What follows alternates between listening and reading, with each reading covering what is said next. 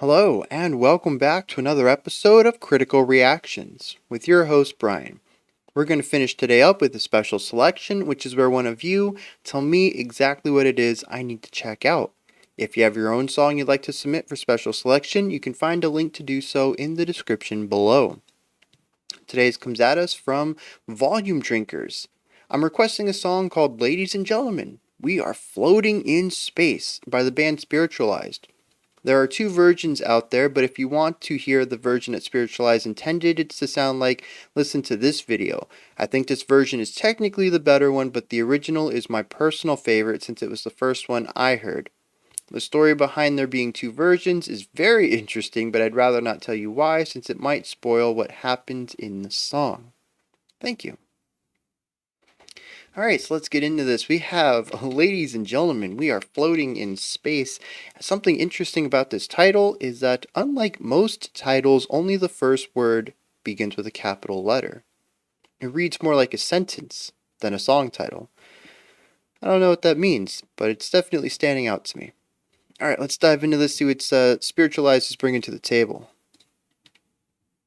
Ladies and gentlemen, we're floating in space. Good way to start off the song. Let me know exactly what's happening.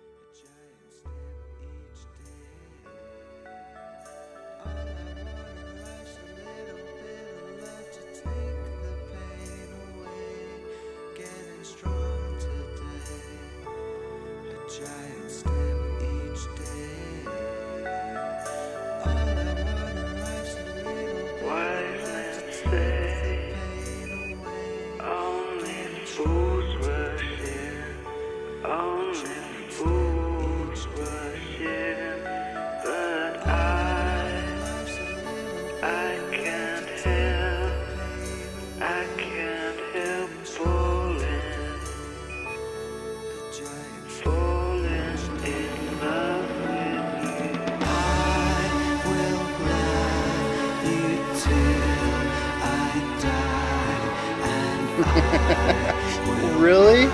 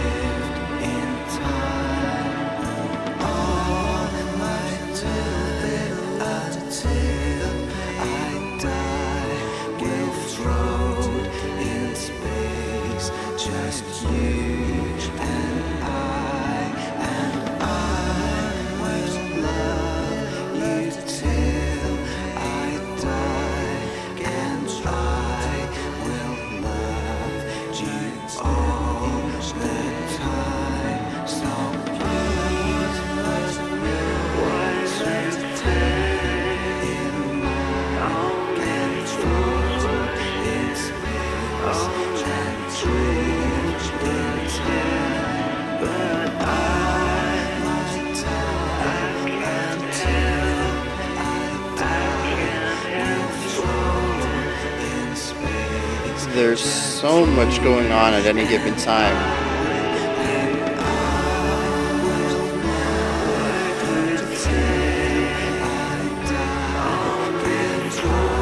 So we have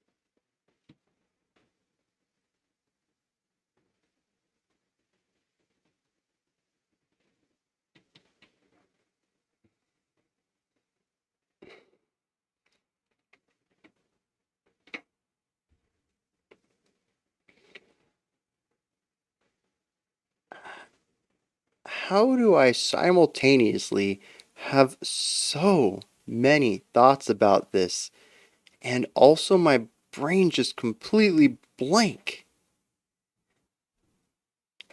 Ah,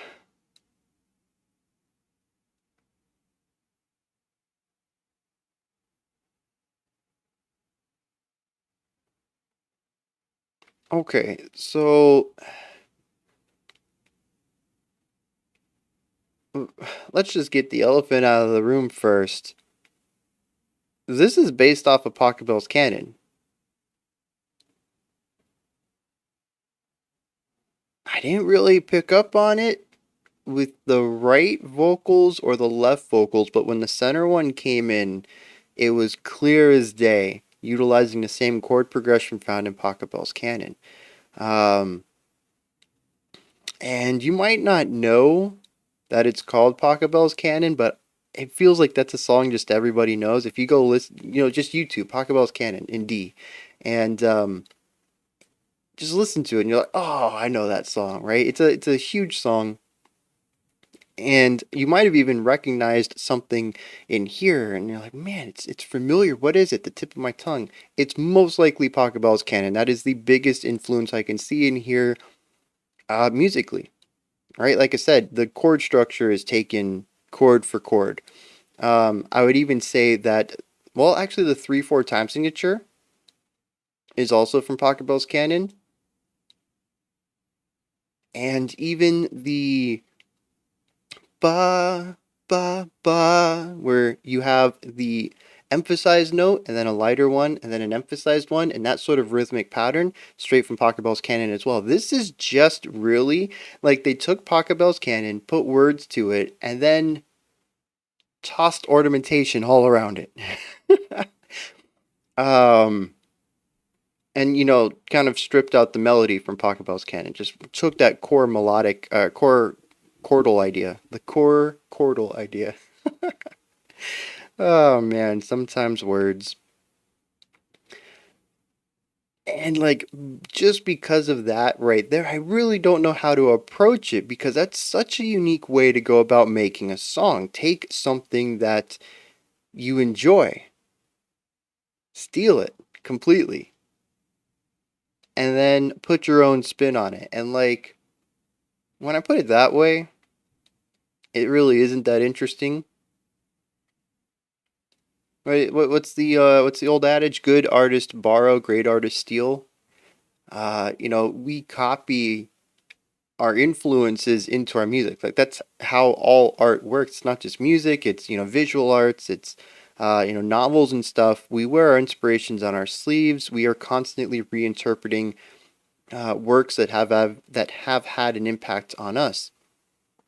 But I think to just take an idea so wholesale and not reinterpret it or put it into your style, but just really take everything about it and then just utilize it as your foundational element is even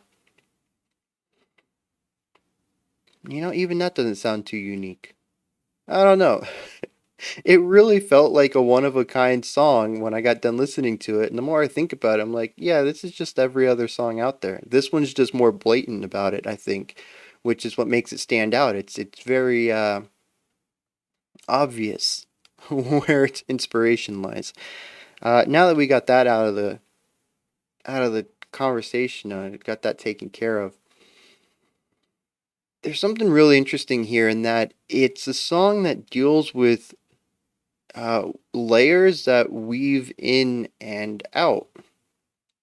We jump between, well, we start with, I mentioned that first right pan vocal,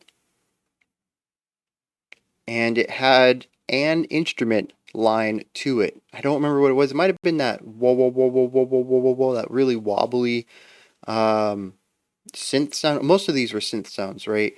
But each voice was accompanied by a specific timbre or a specific effect on the synth. And then the left panned vocals came in, and then the center ones came in, And like I said, each of these was paired with another instrument. So we don't just have three vocal lines here. We have three vocal lines and three synth lines. And the centered one brought in the chord progression, right, in its synth. Now there was also maybe a fourth idea. I don't know if I was just getting syllables crossed over because it gets incredibly dense and I could have just been mishearing ideas. There might have been a fourth line. I'm not entirely sure about that. However, there was a harmonizing line. There is one single time when we have a pure harmony. And of course, it's the one that mirrors Pachelbel's canon. It's like a choir harmonizing with the centered vocal. It sits above the band both pitch-wise and spatially. It feels like it's just residing above all of it. It's a very angelic style of choir, and it's just, like I said, pitch-wise, it's like, an octave higher than what the centered vocal's doing, and it just feels like it's above the music as well. And like I said, I kind of feel like there's a fourth vocal line, but uh, maybe not.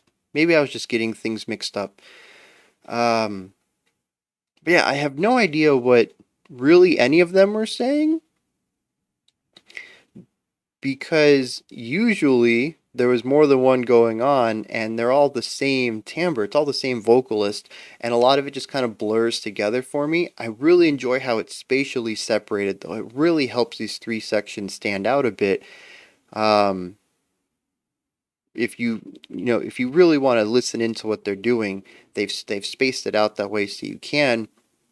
But if you take it all in as a whole, it's really easy for it all just to kind of mesh together into the singular focus. And I think especially, I didn't really get much of this with the two pans, but once the center one came in, it was like the key that unlocked everything. And the melody, well, the melodic counterpoint that exists between these three lines is really gorgeous, especially when we bring in the three synthesizer tones as well and the melodies that they're providing. And that moment in the middle of the track when we had everything going at once, yeah, really gorgeous work. I am quite envious of Spiritualized's ability to piece together basically six lines of counterpoint plus a harmonizing line and make it just feel like it works. That is a lot of music to balance off of each other, all being lead lines basically. Well, actually, I take that back. They're not all lead. We have three lead lines, so I guess it's a little easier because the synth stuff, like I mentioned, one of them is sort of just it holds a single note and has that wobbly kind of sound. Another one is the Pachelbel canon chord progression, so that just kind of sits under everything and acts as a foundation. So yeah, I guess it's really just three lead lines. I don't remember what the third synth was doing, um, but yeah, you still have three lead lines and a harmonizing idea, and trying to reconcile all of those and making sure that individually they're interesting, and I do think they are. But also when they come together, they create something larger, much greater than the sum of their parts, and it's just a beautiful, gorgeous moment in that big section in the middle when everything's going at once. And it does get a little muddy. I'm not going to say that it's completely perfect at keeping things clear, but maybe it's not supposed to be. I feel given the styles here at play, the producer could have made it cleaner if they wanted. That's kind of the vibe I get. So I'm thinking it's a very intentional direction to go this, especially since one of the vocal lines sounds like it's through a radio. All three vocal lines had different effects on them, didn't they? The centered one was uh, clear as day. I don't think there was much on it other than maybe light EQing, a little bit of compression, just standard vocal stuff. Um, the right panned one, though, maybe it was I don't remember. One of them was definitely heavily compressed, like I said, coming out of a radio or something. Definitely seemed to be distant.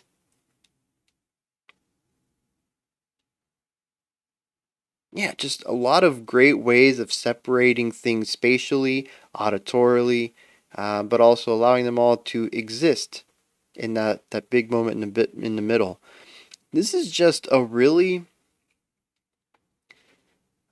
gutsy song. This is the opening track on the album too. Man, that is a way to start an album to get the listeners in the mood, right? Assuming the rest of the album is like this. I mean, you just pop this in and you're have this beauty, this counterpoint beauty put right into your ears at the beginning of a track. You know you're in for a good time. At least I hope so. I mean, I suppose the rest of the album could be some very abrasive extreme metal, but I'm not wagering so. I'm gonna guess that they kind of stick to this just very well, or a lot of attention put towards the production and having unique takes, sort of an art pop kind of thing, I guess is what I would call this. Art rock, art pop. Where are they going with that? Oh yeah, it's a gutsy song because it really pushes against what I think is palatable music, and I think that's where the art pop comes from, or the art rock. Is that they take something that, at least to me, if we took any of these individual ideas and just expanded upon it more traditionally, um, I think it would be a very strong section to a song. But instead, they put these three together and allowed them to overlap, and it creates a very interesting vibe. It feels so much like everything is happening at once. If I were to label these different vocal sections, I mean, what word do I have? It's technically all the same thing all at one time. The song never leaves where it's at, right? This is just a verse. It happens to have 7 layers to it, maybe more, but at least 7 layers to it. And the layers phase in and out. Sometimes we get different combinations of layers, sometimes we get them all. But the song doesn't progress anywhere. It sits in this one pocket. So technically, this is all one verse. What then do you call the different sections? Because something I thought was neat was that each voice, the center voice, the left voice, the right voice, they always did the same thing. They just repeated the same lines over and over, the same melodies, the same words, even, I think. It really is like a specific part of a song. Like, assuming we listen to this more linearly and we had the right pan vocal first, and then we moved to the left pan vocal idea, and then we moved to the middle pan vocal, yeah, the centered vocal idea. We could call that verse 1, 2, and 3. But here, time has no meaning. Time folds in on itself, and instead of a linear exploration of the song, we get the whole song at one time. We are hearing 3 verses simultaneously.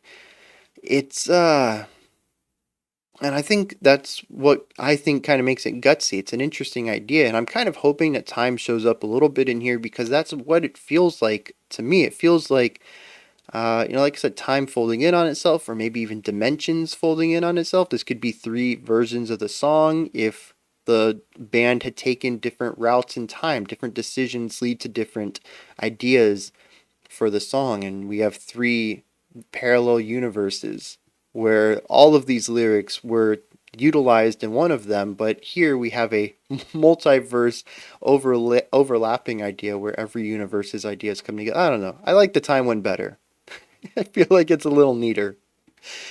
Um, but yeah, and like I said, that's why I feel like it's gutsy. It takes a very artistic avant-garde approach to this track. Instead of making it linearly like almost anybody else in the world would do, they said, what if we just did it all at once? Every section of the song at one time. At least that's what it feels like to me. We can even hear, I talk about how often when a chorus comes around, right? Hear it a couple of times.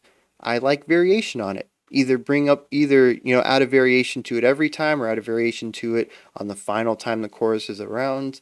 Just something to change it up, since I've already heard it at least twice by the end of a track. Here we have a variation on our major point, which to me feels like the Pachelbel's canon. It's what brings everything together. It fits chordally with both of the pan vocals, even if they don't include it. It is relegated to just the center vocal. When the center vocal comes in, we get this chord progression, but it fits for the other two as well. It, to me, is the foundation of the song. It feels most complete when it is present, which means that it could be the chorus, the biggest moment of a song, the most impactful, since it's what you're going to have the listener experience most often. And after we've heard this idea once or twice, I don't remember, we get the harmonized version of it. We even have the variation chorus put into here. This really is a song folding in on itself, and all of the separate instances or all the separate sections of it that would be played linearly being expressed simultaneously. Interesting. It probably doesn't have anything to do with their band name, but I think it's cool that the band name is called Spiritualized, and kind of get this multi-time song. Feels like you've kind of ascended spiritually. You can see time not just as a flow, but as something that it happens simultaneously at all times.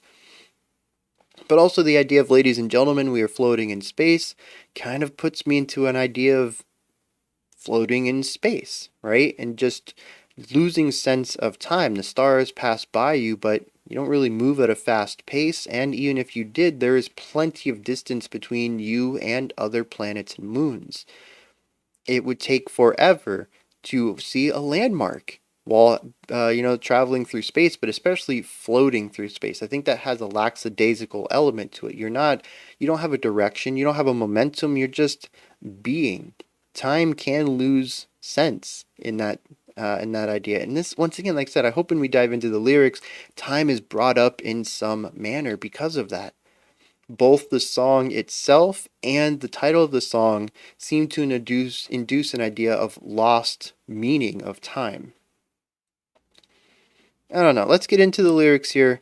I wish there was more I could say about the song, just because it is such a unique idea, but I think I've covered all of the main points on it. So, of course, we start the song off with, "Ladies and gentlemen, we are now floating in space." And I think it's a fantastic way to start the song. And that actually, I don't think that ever came back. I don't see it coming back in the lyrics either, but I think it's the only thing that isn't repeated.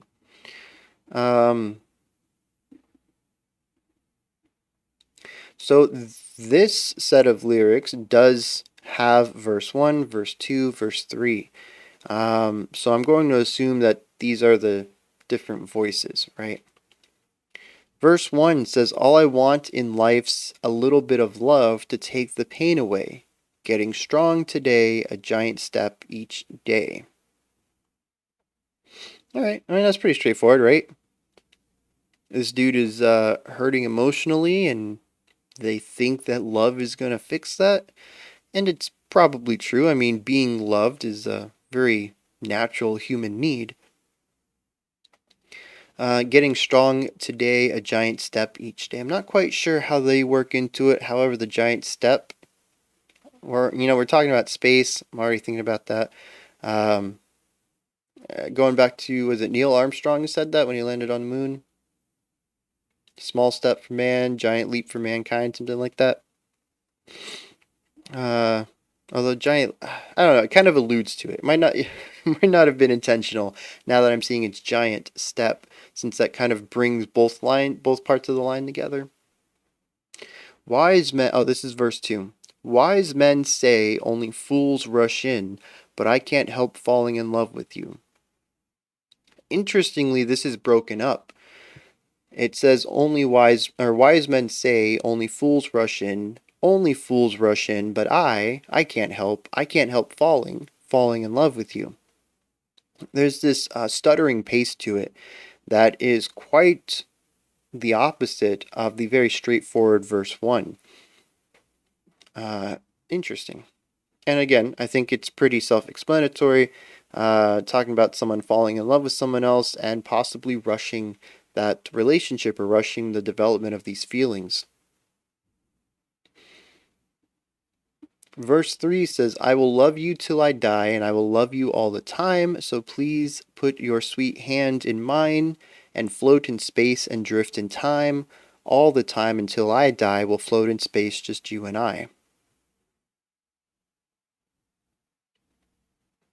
And yeah, this kind of takes the idea of verse 2 and runs with it. We have this person who is falling head over heels, and at this point is expressing that in a very extreme way. It says that I will love you until I die, and hopefully you want to be along with me on that ride as we sort of just float in space, drift in time together. And that's actually something I'm picking up now. See, verse 1, he wanted love. Verse 2, rushing into love. Verse 3, kind of hope. I guess verse 3 kind of lines up with verse 2 because we don't know how the other person kind of reciprocates yet. This is still, I mean, he says, please put your hand in mine, right? So, still not in the relationship yet, but definitely envisioning a future of the relationship. So, we have three parts of this person's journey through experiencing love overlapping. We also have the idea of drifting in time, and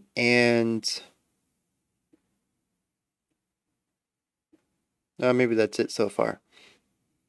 So yeah, then the verse 3 it's repeated, though I think it's just the song has a weird structure, so I don't know if we can really say it repeats.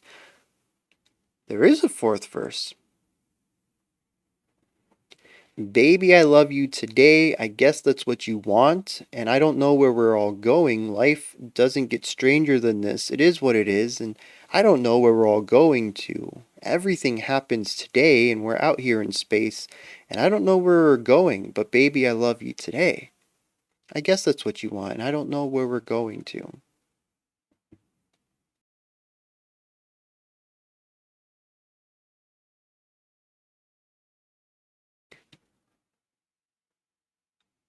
Huh. This is interesting because it juxtaposes. Well, this is interesting because I don't remember this part.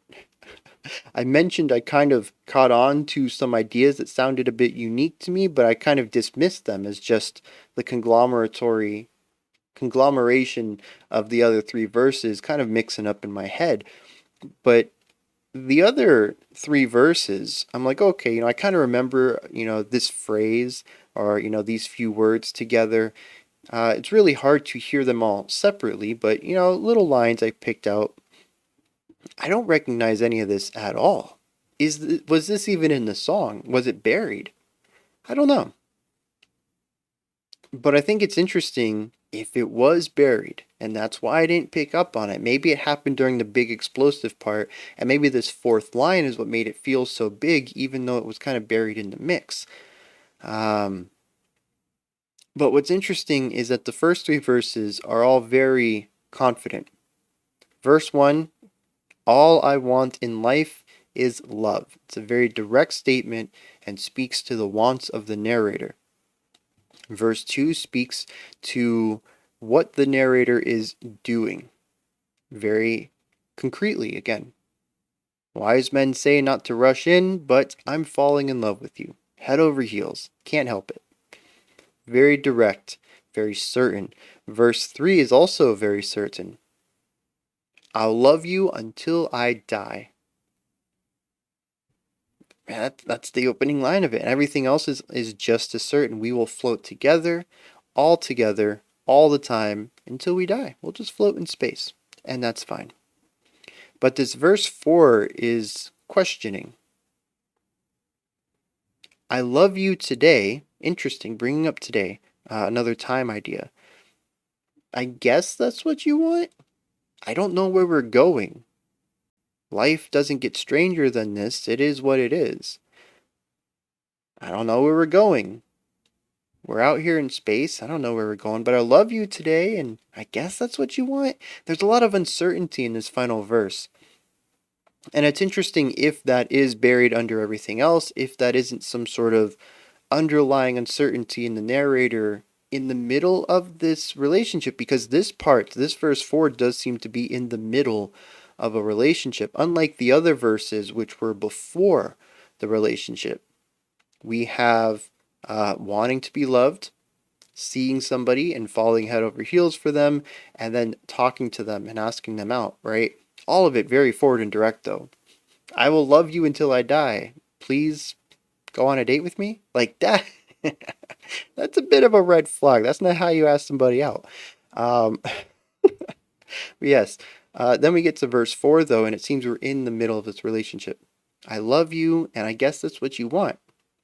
All right. Obviously, this narrator knows the other person decently enough and says, I guess you want me to love you today, right? So I'm going to wager that they have a better understanding of each other, which would probably, which does associate itself with some sort of relationship. Doesn't necessarily need to be a romantic one, but it sounds like, interestingly, the narrator knows the other person better by not really knowing what they want. Whereas in verse 3, they were confident that all they wanted was someone to spend time with. I will be with you until you die. Well, until I die, is what he said. We'll float through space and drift in time. Just be with me, right? And this one seems to call into question if the other person even wants it, even wants the relationship to progress the way that it is. But it could be, like I said, that sort of self-doubt that crops up in someone when a relationship is just kind of being a bit rocky. But I think it's interesting that self-doubt is usually something underlying. You don't really notice it until it's kind of become stressful, right? And it's putting stress on the relationship itself. And here, I think it might be buried beneath all of that bravado from the first three verses. But it's interesting to see and hear all of these events happening all at once. We hear the sadness and the confidence and the not confidence, the questioning of the relationship all at the same time. And I do feel like time is a core concept here. It is brought up a couple of times directly stated as time, but the idea of doing something today. I'm getting stronger today. I love you today. It pops up too often for me to think that it's not a core aspect of the song, especially when we hear lines like, life doesn't get stranger than this. It is what it is, and I don't know where we're going. There is this seemingly strong understanding that the present is knowable and the past, well, and the future isn't, right? This idea that what we have is right now. Things can change in the next second, right? I'll love you until I die. There's no knowing of when that could occur. We could grow old together, or I could have a heart attack tomorrow. And it feels like the narrator is very certain about right now, in most cases, but isn't so certain about the future. And that kind of wears on them a bit. And I think that delves into a little bit of that uncertainty that goes into verse 4. But the idea that time is very prominently on the narrator's mind, paired with all the overlapping elements here, is just really, really great. I love the way that lines up.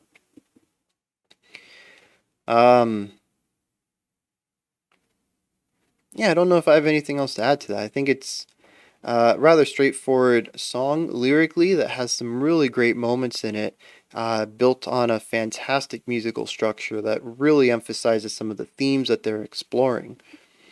Um, Yeah. So this is where you guys come in. Those are my thoughts on Spiritualized. Ladies and gentlemen, we are floating in space. Hit me up with your comments. Let me know if you enjoyed that or not, anything that stood out to you, anything that you agree with me on or disagree with me on. Go ahead and put them down there. Above that, in the description box is a link to Linktree. It'll take you to this menu right here. It has everything related to the channel. You can pick up some merch, determine what we check out in the future through joining the Patreon, communicate with the community through Discord, or just follow me on Twitter. There's also a bunch of other links in there. You can just click the Linktree link and see what else is there. Above that, if you could, like, subscribe, and ring the bell. I greatly appreciate all three of those. We also have a special selection for today. Otherwise, I'll see you guys tomorrow, 5 p.m. Eastern Standard Time, 9 p.m. UTC as usual. We're going to look at our final lyrical dissonance track. Yeah. As well as, uh, an artist for Pride Month. Man, that song's got me all weird about time now. Yes, tomorrow is our final lyrical dissonance song, and we'll be looking at a Pride Month artist. All right, until next time, remember to be critical, not cynical, of the music you listen to. And have a fantastic morning, afternoon, or evening. Whenever you check out. Why can't I think of my outro? Whenever you choose to watch my videos.